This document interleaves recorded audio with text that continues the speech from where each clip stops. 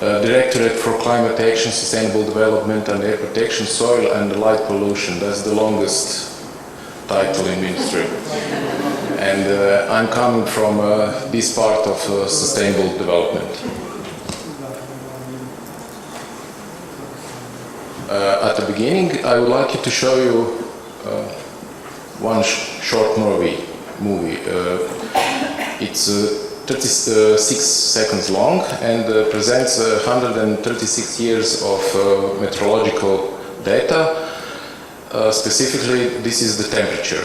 And you can see what we've done to Earth, especially in the 21st century.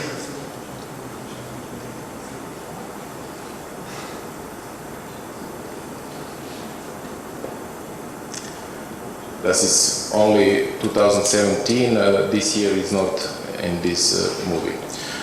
2016 was the hottest year since the beginning of the measurement, and previously that was 2014 and 2015. And 2016 is measured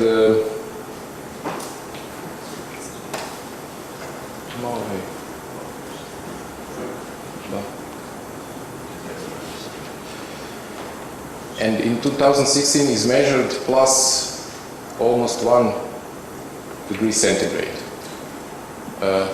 This graph shows the 4 different scenarios from IPCC with actual global CO2 emissions.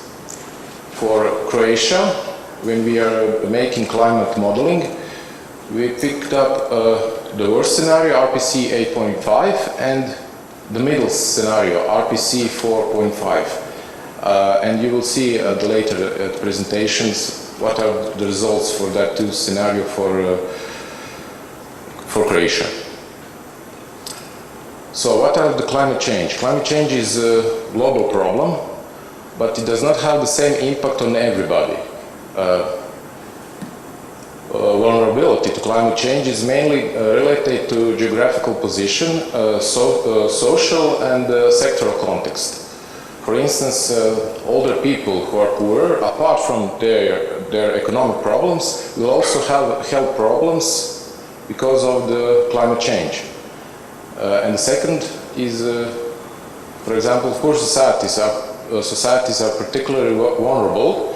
They have limited capacity for adaptation and are more dependent on climate sensitive resources. Climate change can cause a new wave of so-called climate migrants. For instance, Croatia, cumulative cost from extreme weather and climate damages in Croatia per GNP is one of the highest in EU. There are 3 examples of climate changes. One is flooding from 2014, ice rain in Gorski Kotar, almost 100 million kunas of damage, also is in the same year, and very often is extreme heat and thunderstorms. So what are the response to climate change at international level, EU level, and our national context? The most important is Paris Agreement, which is signed 2015, and the main objective is to reduce greenhouse emissions and to strengthen capacities of societies to handle with impacts and climate change. That means adaptation. Also, same year, 2015, there was the Global Sustainable Development Goals. Goal number 13 is called Climate Action. And also, the 7th National Report for UN FCC, this also describes the current climate change. EU context. On 2013, EU adopted strategy for adaptation to climate change. That was the support for member states to adopt national adaptation strategy and plans. And now on our national context, basic legal act regulating the issue of adaptation to climate change is Air Protection Act. Also in Water Act, He prescribes the obligation to consider climate change within the process of development of flood risk management plans and the river basins management plans. Also for Croatia, it is made a disaster risk assessment, and it describes the existing and possible future impacts of climate change on every risk. And also at national level there is a committee for intersectoral coordination for policies and measures for mitigation and adaptation to climate change. So,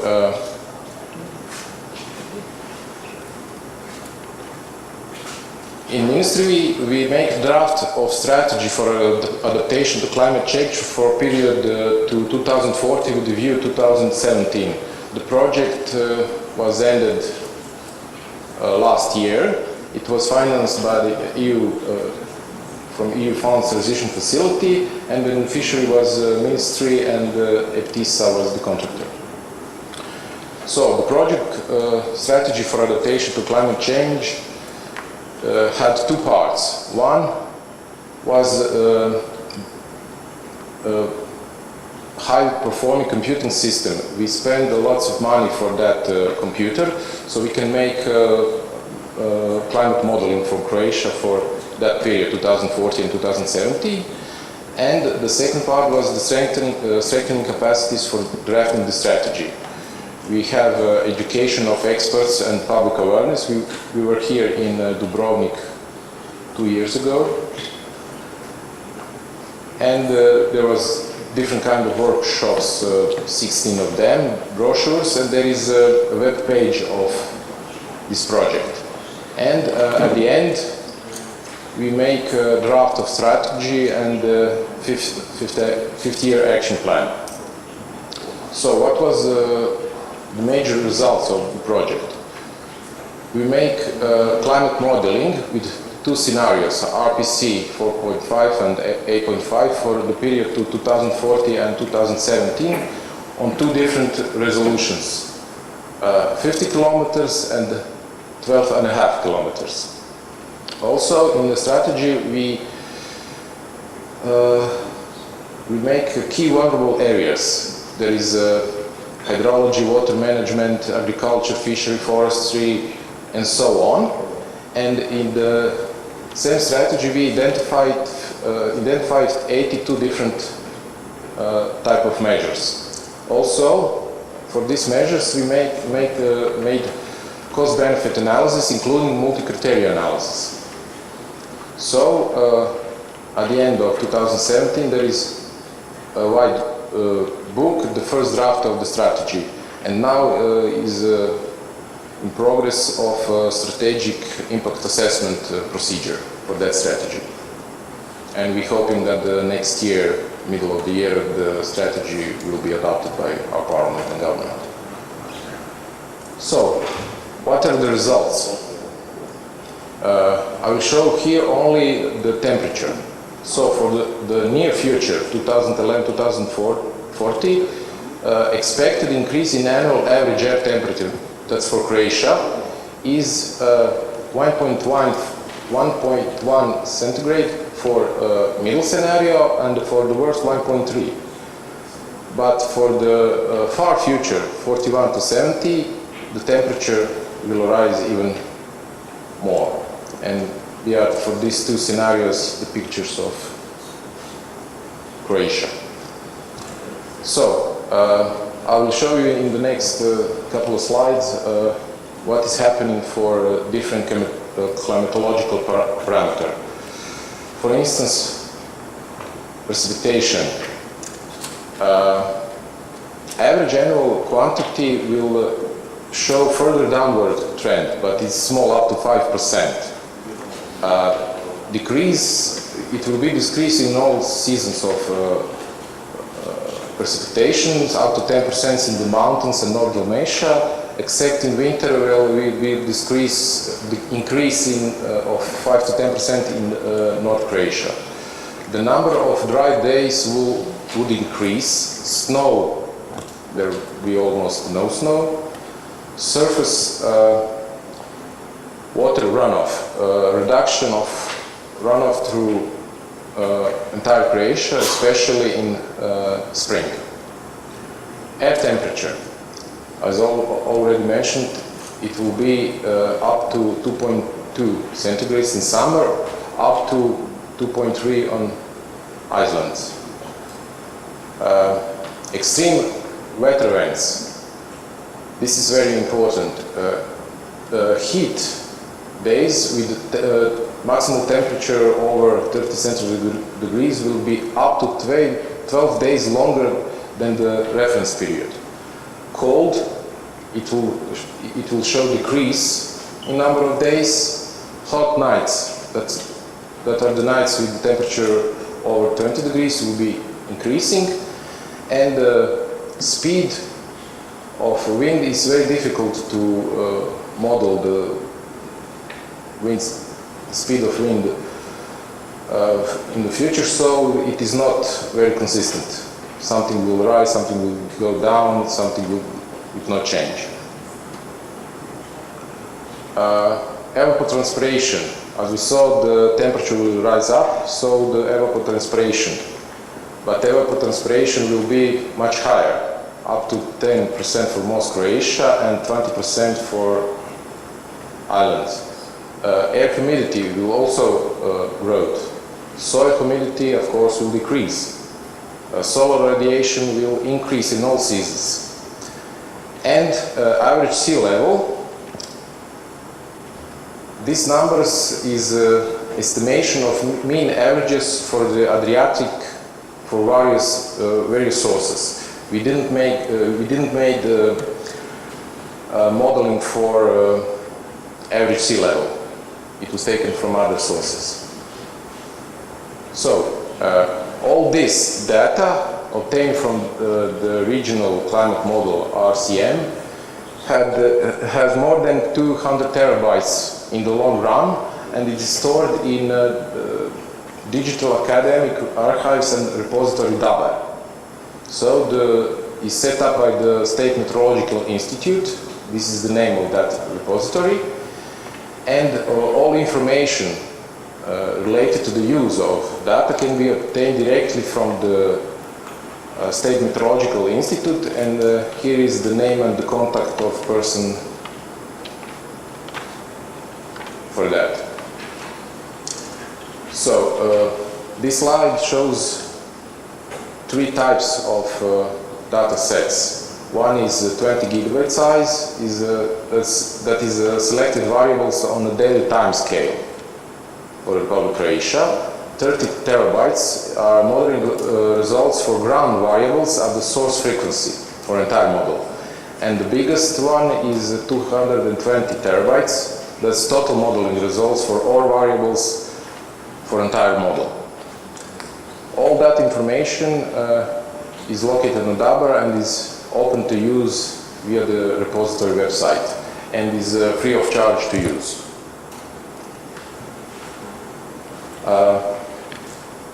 Information that I got 2 days ago from DHMZ.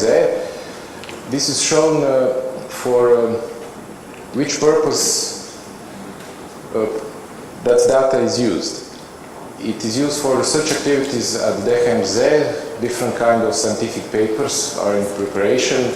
Analysis of model constraints, analysis of mean changes in the precipitation and temperature, and dry season analysis. Also, it is used for research activities at the University of Zagreb Department of Geophysics, analysis of climate changing wind direction and wind speed, and analysis of the influence of climate change in the atmosphere on the occurrence of storms in the Adriatic Sea. Also, DHMZ had prepared the data in the ODS format for the Hrvoje Požar Energy Institute for their work on drafting energy strategy plan. Also, there is agreement between the DHMZ and Croatian waters, and DHMZ are preparing data for interpretation of climate change analysis for water management planning requirements. Also, this data will use two Interreg projects, ADAPT and AdriAdapt, and also It's made several contacts with possible users from Faculty of Agriculture from Zagreb and Faculty of Agriculture in Osijek. So, what is the long term of strategy? Long term is to reduce vulnerability of social and natural system of climate change, and at the same time strengthen the resilience and recovery from damages. There are 5 priorities in strategy. One is to ensure sustainable regional and urban development, to ensure preconditions for economic development of rural areas, coastal and islands, then to ensure sustainable energy development, strengthen the management of capacities to improve system for monitoring and early warning, and ensure continuity in research and development, what is very important for this team. In strategy, there are 4 types of measures. One is regulatory and administrative measures, one is implementation measures, also education and public awareness measures, and research and development. There are 3 different categories of measures depending on importance and priority. There is very high importance, and medium importance measures. The strategy defines, as I said, 82 measures. 80 measures are in 10 different sectors area, and 2 measures are in super sector measures. That is strengthening human capacity for implementation of research and applied activities in the area of climate modeling, and analysis and interpretation of observed and expected climatic changes, and development of indicators for the effects of strategy implementation. These indicators is very important. Along with the strategy, there is also a draft of the action plan for the first 5-year period. That action plan contains priority measures and activities, barriers, co-owners, implementation deadlines, estimated costs, and possible sources of funding, and also indicators of measures in implementation. And now something about the money. Current assessment of total investment in the implementation of adaptation strategy is estimated around 27.5 billion kuna, 3.5 billion euros. Most of that amount is planned to be provided through EU funds, while the state budget funds will account for only 0.005% of the total amount, and it is used for the purpose of implementing regulatory and administrative measures. The average annual cost of implementing the strategy is around 70 million euros over the period of 52 years. For instance, in 2017, that is the data from Ministry of Finance, the damage from extreme weather conditions in the Republic of Croatia was around 5.7 billion kunas, approximately 750 million kunas. 750 million kunas and 70 million kunas, 10 times more. This damage is about almost 5% of the state budget for 2017. So investments in adaptation to climate change is largely beneficial for the whole society. So what is the next about the strategy? As I already said, the next step is strategic and environmental impact assessment process. Parallel with that, we're going to have a public hearing, and at the end, final interministerial consultations. And finally, we're hoping that it will happen on the second half of the next year, the adaptation of strategy by the Croatian government and by the parliament. In parallel, we in ministry continue to communicate the results of climate modeling impacts and vulnerability to experts, decision makers, and all the others. And also we have organized the round table on climate changes for strategic environment assessment and physical planning. Also, what is next? In this finance period of EU funds 2014-2020, we have in our operational program competitiveness and cohesion 551. There are one project and three different schemes. One is ongoing project, very big project around 45 million euros. That is a project to modernize the meteorological network for entire Croatia. And the call that is almost finished, preparation, is the scheme for strengthening the applied research for climate change adaptation measures. Also, we planned to Resilience Award and Rising scheme for an adaptation to climate change at national and local level. And for the last, what it could be very interesting for Dubrovnik and Istra, a scheme for drawing up action plans for adaptation to climate change at the local and vulnerable sectors and development of methods and standards for the implementation of adaptation measures. And also at the same time, at national level, it is in progress of making national development strategy for a period 2020-2030. And very important what we do in ministry is how to include adaptation measures to climate change in this national adaptation development strategy. Also, this is very useful guidelines made by European Commission, guidelines of project management, how to improve resilience vulnerable investments on climate change, and two guidelines for strategic environment assessment and environment impact assessment. And we translate that to Croatian. Also, all information about climate change, adaptation to climate change, you can find on the ministry webpage, and webpage of project drafting strategy. Also, there is very useful links. Climate Adapt, that is a European climate adaptation platform, where you can find all kinds of information, tools, and it is very useful.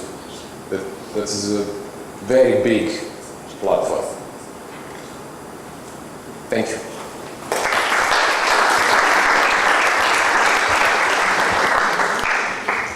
Thank you, Mr. Šimek. I would kindly ask you to sit down for a few minutes here on a hot chair. Of course, we would like to hear you. It's question times. Any questions? Any volunteer? Yeah. For the beginning, it is very good work and good information for all of us. But the question for what we are preparing a strategic impact assessment, for that what we have done, or for that what happened with climate changes. It is a difficult question if it is necessary to prepare a strategic impact assessment for such work. For me. Well, my name is Branka Martinez-Šupić. Well, I am coming from ex-senior advisor Dubrovnik-Neretva Country Department for Environmental Protection, and I am very close with strategic impact assessment. That's why I ask you that. If I understand very well, you asked me why are we doing a strategic impact assessment for strategy? Because that is the procedure and we have to do that. Okay, but No. The law is not like that. Okay. There is really a main question for all countries in Croatia if they will done for everything, for every one strategy. It is not strategy which we oblige anyone to prepare the strategic impact assessment. I'm sure. Why you decide? Okay. For instance, the document for the study for strategic impact assessment for the strategy is we got it 5 days ago. So in strategic impact assessment, it is identified in I think 2 sectors that there is a negative impact of strategy, and we have to create measures for that impact. I think it's biodiversity and Nature 2000 areas.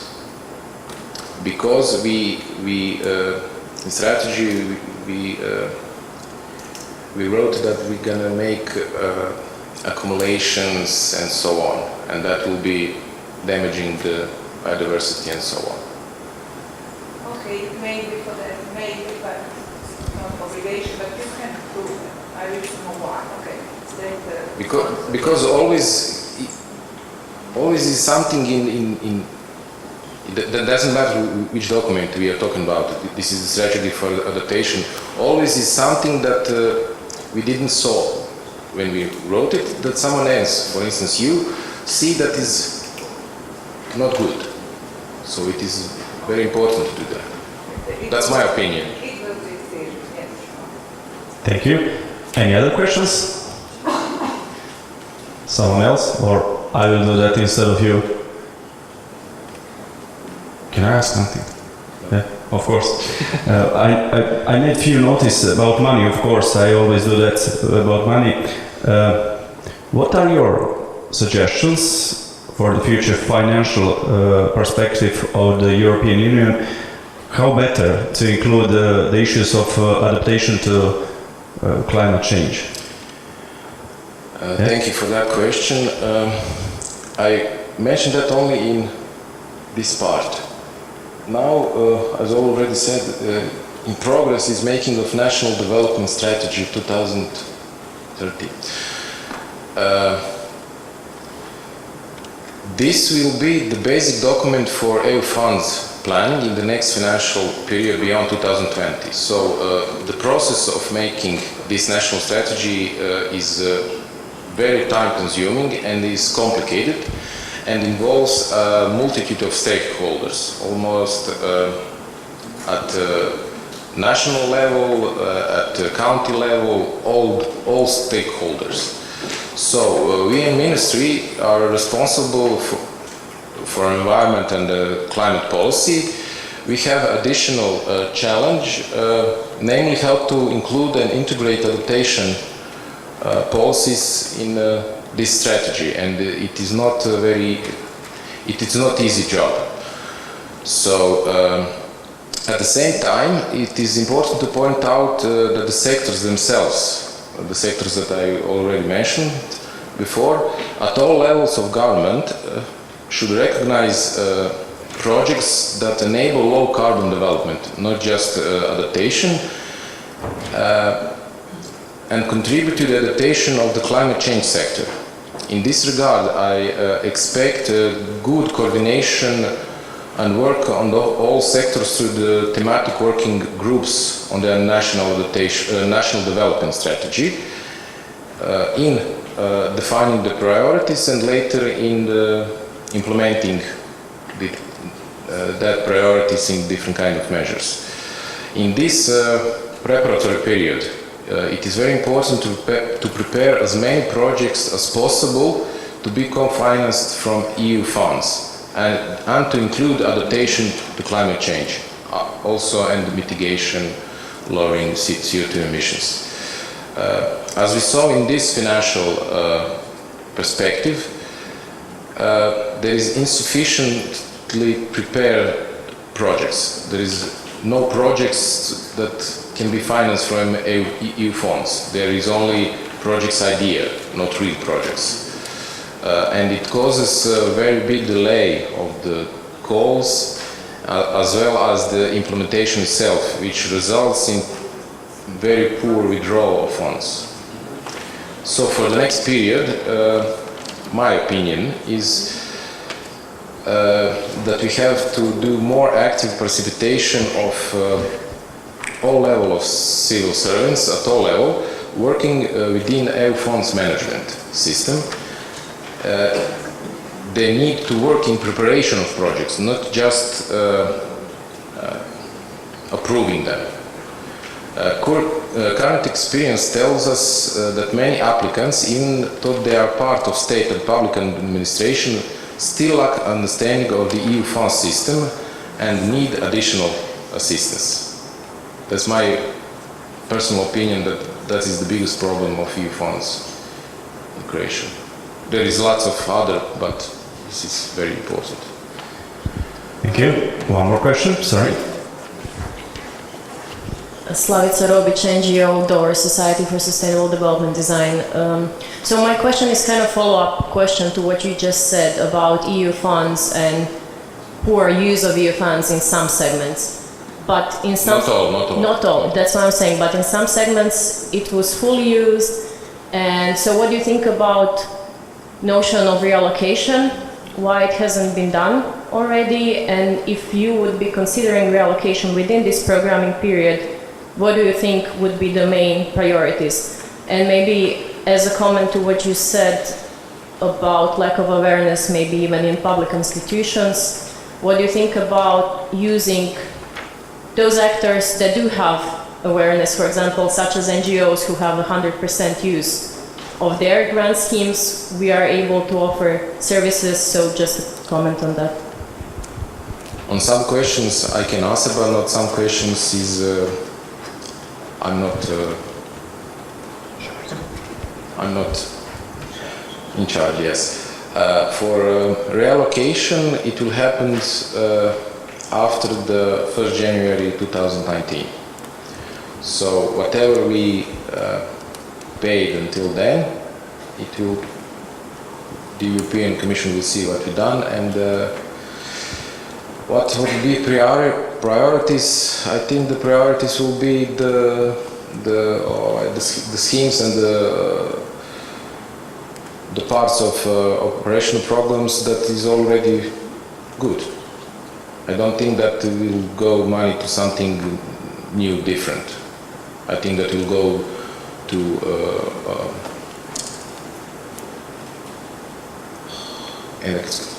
energy efficiency for building and so on.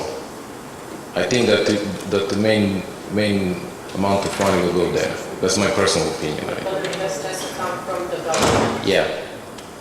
I don't know. Next year we will know. Any other questions?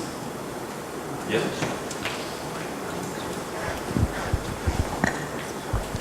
Dalibor Ivanović from Eastern Regional Energy Agency. How well do you think that the strategy is aligned with the other strategic documents, especially with the NZEP strategy that is coming into force in next year, in 2019? As you know, all buildings, especially newly built ones, will have to be almost zero energy consumption buildings. I was in a meeting at a seminar in Zagreb last week. We are forced to implement this strategy, this plan. And the thing is, one of the findings of the whole seminar was that Mediterranean area isn't... It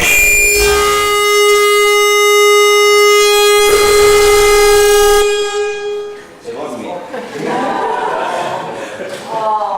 No.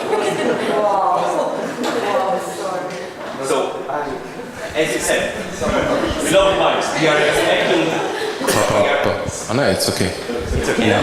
We are expecting the temperatures in the area are going to go up. And the thing is that from next year on, we are implementing the strategies where we are basically copying the northern models of house buildings, where the only issue we are dealing with is the consumption of the heating energy. We are going to construct the buildings without having any kind of model in the Mediterranean area, or the passive houses, for example. We are simply going to implement the strategies from the north, and we could have issues with that, with houses that are completely, or buildings not aligned with the temperature rises that you are suggesting that are going to happen through this strategy. I'll give you another example. We just started a Horizon 2020 project that is called HAPPEN, and through the project, we are going to try to define something called MEDZEB principle, Mediterranean model of passive house, that is going to be largely different from the one that is, from the current one that comes from Germany. Thank you. Okay, I will try to answer your question. This strategy, when we made draft of this strategy, that was last 2 years, we try not to tell other sectors, for instance, how to build and so. So this strategy doesn't influence on how to build a building. No, I'm not talking about that, but the thing is that the building strategy should be consistent with this one. Yes. This one should be the top one. But the thing is that law is coming into the force in 2019 for public buildings and for... Is it accepted that? Yeah, it's accepted. We know it for 3 years already. From 2020, each private house is going to have to be built like this.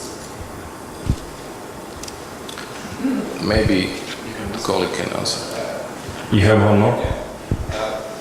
Hi, Nikola Matak, Faculty of Mechanical Engineering, University of Zagreb. I have a comment on that because I think you mixed up two things. So nearly zero energy building, which is obligatory, is not passive house. Those are two different things. So in the technical regulation, which is currently in power, you have clearly stated what is considered a nearly energy zero building for two climates or two creation regions, so for continental and for Adriatic. And it is not at all similar to passive house when you look at the energy consumption. So it's totally two different things. So it doesn't mean that a passive house, actually zero energy building doesn't need to be a passive house. You just need to follow up on some regulations that we basically determine because the directive never says what exactly it has to be. So we in this technical regulation put what it is a nearly zero energy building. And for now is, I don't know, it's 75 kilowatt hours per square meter of consumption for family and multi-residential house. So this is not even close to family, to passive house. So it's not a Scandinavian model. And also you can have a nearly zero energy house with full implementation of renewables for covering the demand. So in the end, it's up to you how you will do it. I just wanted to comment that it's two different things. And okay? you can. And the thing is that for the next programming period from 2021 to 2027, there is an option of mitigation with renewables. So basically the balance has to be set somewhere. You can produce something and balance the consumption, and that's the fact. But the thing is that the ministry, within its scope, is still focusing exclusively on the heating energy. And this is what I was asking for. It's okay to do it in the northern parts, but in this area, for example, you can't do anything with that because the only model that is currently enforced and that is going to be funded to the next period is going to be one based on the reduction of the annual heating need. I agree with that completely. Yeah, that's true. They are forcing this 50% reduction in the heat. This is not in line with this. Yeah, of course. Yeah. So probably the difference is the need of energy for the winter period and the cooling system for summer. I'm a collaborator of the municipality, and in our area, in the last 20 years, Just use the mic. in Italy, Pesaro, the coastline, so Middle Adriatic, the problem has been that we have increased the energy demand for cooling in summer and increased for winter. So this is the scenario, and this is change also which type of fuel you need, because probably for winter you have a classic system with gas product. For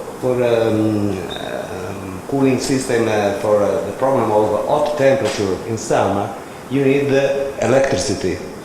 So in the last 20 years we have in our city, for example, the period with much consumption from social civil houses is becoming summer, but for the increase of electricity consumption.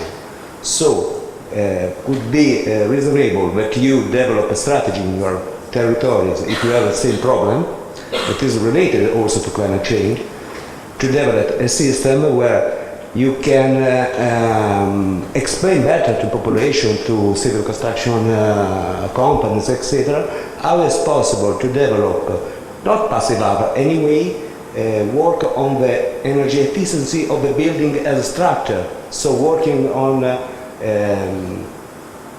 not on reach the label A of energy efficiency labeling with the electric cooling system, but with other natural systems that have to work on the infrastructure in terms of transmissivity. But this is an option that you have to develop with your territories, because your building companies need to be able to understand that this is a possible problem that will increase the cost of maintenance of the house and so the cost of people. Only this. Thank you so much. Anybody else? I think that we started so good. Very well. Thank you, Mr. Šimek. It is time for coffee break.